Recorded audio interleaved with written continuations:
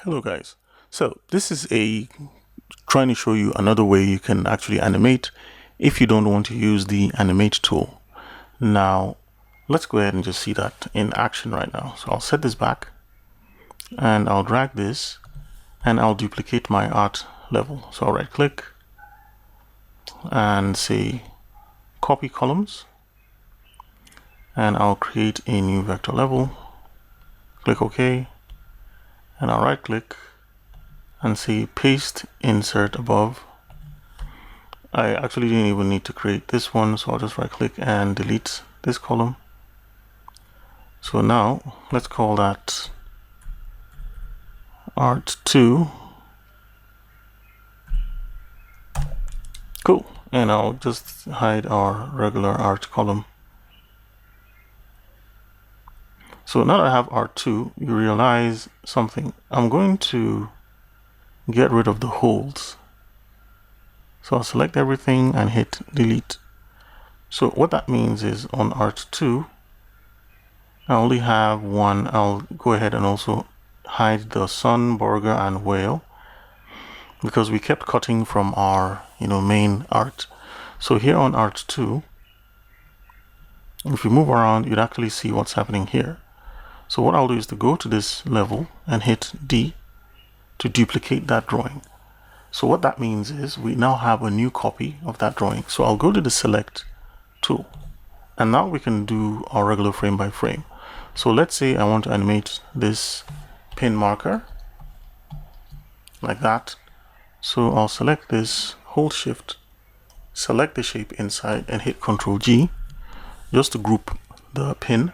So now the pin is a separate, it's a group actually. So here, I'll now select this pin and I'll move it down a bit.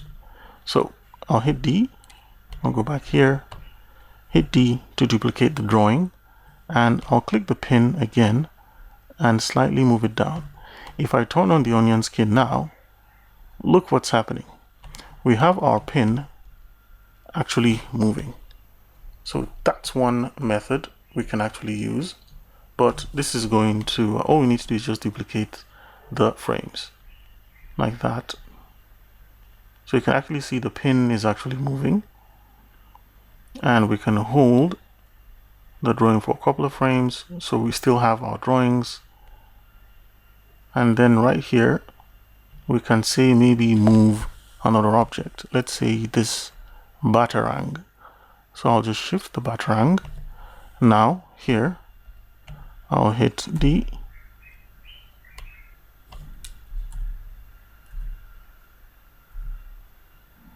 so I'll just do undo, undo, undo, undo. Yeah, sorry, we actually had another shape here. So yeah, so I'll just go down here and let's zoom in, move the batarang down a bit and hit D and then move it down here, and then we move a couple of frames. I'll hold this frame and just drag this frame to say 30. So on frame 30, I'll select this pin shape and make it a group. So select the pin, and then hold shift, select this other section, hit Ctrl G. And now instead of moving the position, we can do something nice here. So I'll select the object, let me zoom in. And this point here, I'll turn this to the center point. Now look what happens. If I rotate this, it's rotating at this center point. But if I change the center point to this edge of the pin, it's going to be rotating from that axis. So I'll rotate left a bit. I'll rotate. Duplicate the drawing. And set this, rotate left, duplicate by pressing D. I'm just going to rotate this like that. So with the onion skin turned on, you can see we're actually rotating our pin. I'll set the pivot point to this edge and then rotate left and then duplicate. Now I'll start bringing it back. So hit the object, pivot point, rotating back, duplicate, hit the object, drag the pivot point, and then rotate this back like that. So now you can see we have our pin in a funny motion, and we can always go back here and hold this frame. So that's a second way to actually do it. You can do it any way you actually want. So if I do this, we're going to see we're going to have our old and new objects. So I'll turn this off and we could just play this animation. And the reason why it's blinking is because we need to hold this frame to the end.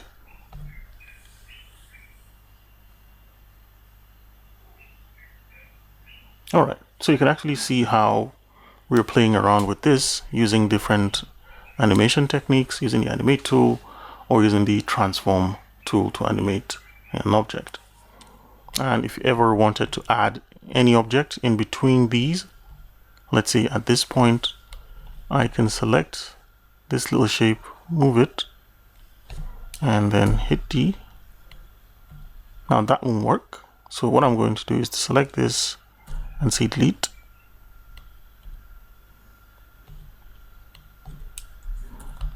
Okay, I don't want to complicate this, so I'll just leave it at that. So I seriously prefer the Animate tool, but you can actually use any tool you want or any technique or any method you want to create the animations. So thank you very much for watching, and I'll see you in the next quick tip.